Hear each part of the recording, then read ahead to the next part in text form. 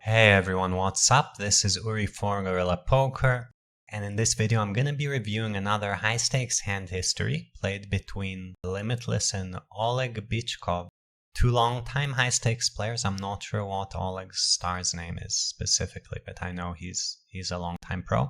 This hand was played at 200-400, and it is a BVB 3-bet pot, which, interestingly enough, if you look at which are the most important spots to study and get correct in 6-max no limit hold'em, this is definitely one of them, because we want to kind of find an in-between way between how big the pot is and how frequent the spot is. So all of the blind versus blind and blind versus button single raise pot and 3-bet pot situations tend to have a fairly large effect on your win rate. So definitely a very important spot to study if you haven't done so yet. So in this hand, Limitless raises a standard 3x from the small blind, gets 3-bet by Oleg to 3600 and calls. So everything's super standard so far. We get a Jack 9-6 rainbow board. Now, kind of tiny detail is, and this is stuff you guys should be aware of, but is a rainbow board better for the 3-better or the caller compared to a two-tone or a monotone board is something you should know. And the answer is that rainbow is better for the 3-better because the 3-better's advantage comes from over pairs and top pair, top kicker type hands, and these hands would rather no flushes come in. So rainbow already favoring Oleg. Jack 9-6 rather innocuous board. He goes for a third pot c-bet, probably betting close to his entire range.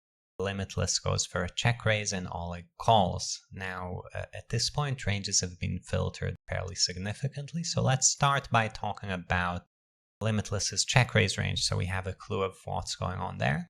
So we would expect hands like Ace-Jack, Jack-9 suited, pocket sixes, pocket nines, value range, maybe a bit thinner than that. You could mix in some King-Jack, Queen-Jack type of hands at lower frequencies. Then we get to all the bluffs where the obvious stuff is draws, so 7-8, 10-8, Queen-10, King-10, King-Queen, all of those potentially in there. Then you have some backdoor draws, like, I guess, in this instance, a backdoor draw would either be something like 4-5 of clubs, or it would be something like Ace-7 of clubs. Now, I think Ace-7, Ace-8, Ace-10 with a backdoor flush draw all kind of makes sense. 4-5 feels a bit too weak to me, but maybe gets in there. And then you might have random pairs check raising. These always serve some kind of purpose, like they get some protection. They sometimes turn a set, sometimes they show down versus Ace-King. So they're doing something. You might get those in there, here and there. So yeah. Oleg calling, of course, his range is filtered completely by equity, so we don't know the threshold, but presumably he's mixing ace-kings and ace-queens and continuing draws and most pairs that he has, and nice backdoor stuff. So turn 6 of diamonds. Who does this card favor? Well, it reduces Limitless's value range a little bit in terms of pocket sixes. Does he check raise any 6x? Maybe a small amount, but probably the 6 is more of a bad card than a good card in terms of his value range. None of his draws improve. So it's mostly a slowdown card for him, and he's going to have to do a lot of checking, including with draws, including with traps. So we do see a check, and Oleg decides to check back. And in this situation, Oleg is certainly not forced to bet anything. He has a lot of draws himself, and he might not want to get check raised, and double check raise is a real thing here. So he goes for the check back, river deuce of clubs, and Limitless goes for the third check. Oleg bets third pot, and Limitless calls. Now, third pot in position on the river, not a commonly seen bet size. And it's interesting to think why Oleg would want to use it here. What's the composition of Limitless's range on the river that you might want to use third pot? Well, if we kind of assume that a lot of his value range would have bet either the turn or the river, we're left with a range that consists of, some pure give-ups, like sometimes he's going to have the 10-8 that gave up. Some, stuff with showdown value, so maybe ace high, but very marginal showdown value, ace 7 or pocket 3s or like these types of hands. Maybe King Queen has some marginal showdown value there, or King 10 even. And then some traps that are checking the last time. Now, when you're faced with a range that's, so polarized to being air or extremely weak or traps, it might make sense to bet rather small because you kind of want to get the most calls from the weak hands while not donating to the traps. So you can't bet huge, that would be silly because then all the traps get max value from you. And all of the weak hands would mostly fold. Now, can you go as small as third pot? I'm not sure, but definitely like something about the range composition of Limitless here in this spot is a bit inviting for this kind of very small bet size. So we see a showdown. Oleg has a top boat with pocket jacks, so kind of makes sense the way he played it. You could sometimes bet the turn, but if a hand makes sense to trap, surely this is the one. And we'll check on the river size. Limitless shows up with ace of spades, 5 of spades, so a backdoor check raise, I feel like it's a bit too weak. I personally would start with a7, but it's probably fine-ish, and I'm probably wrong. Turns certainly give up this kind of hand. And then river facing the third pot, this kind of hand is going to have to throw in some calls. It's not going to have to call all the time, but this is your range, right? Tons of hands like these. Oleg certainly has bluffs in his range as well. So, marginal call, probably okay to throw it into the mix here and there. Especially, the fact that you have a 5 and no 7, 8, 10, Queen, King in your hand, which are all potential bluffing candidates for Oleg. Okay, let's load up a PioSim to see a quick review of the spot. So like always, these are not identical to the GTO Wizard sims. I don't have the rake structure. These guys are playing exactly loaded. And I don't put in infinite bet sizes because I think that's not how things actually work. So we start with a third pot, which is not actually a range bet here. Check raising range for Limitless. So if you take a quick look through this and compare it to what I described, you'll see that, as I said, ace-5 and 4-5 not quite there. So something like ace-5 of spades would be a slightly losing check raise with these ranges. Maybe with Limitless's ranges or whatever it gets in there, but we're talking more ace-7, ace-8, ace-10, as I was saying.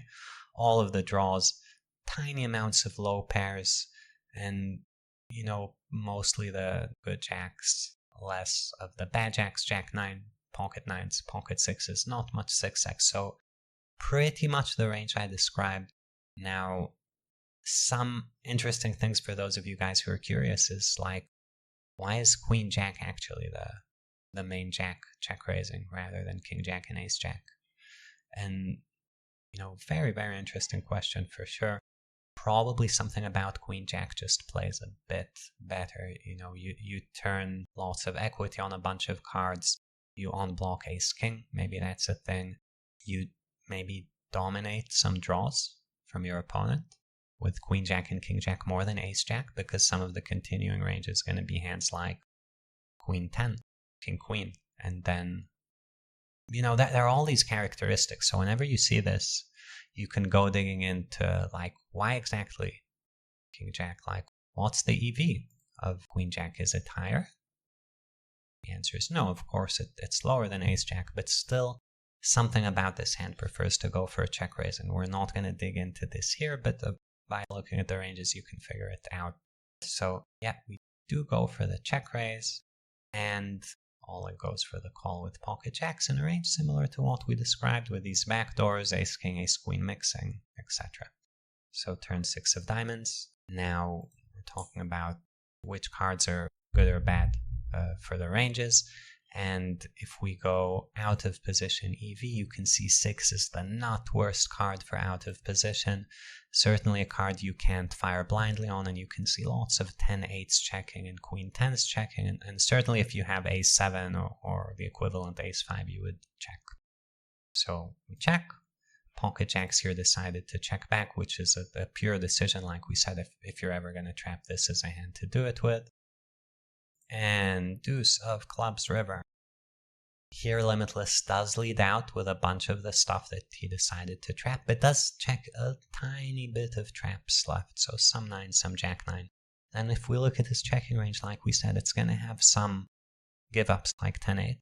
It's going to have some low showdown value stuff like 7s, 8s, which PO has here, or 3s, and some ace highs, king highs, queen highs.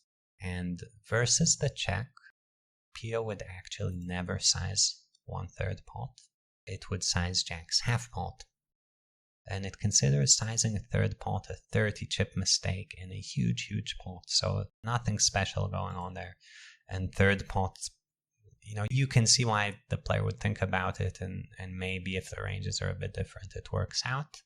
But yeah, versus a half pot bet, interestingly enough, a hand like a7 would just call a lot, or an ace8, ace10 would mix depending on suits. Versus third pot, you probably see the same with just more calls. And like we said, traps are going to do check raising mostly.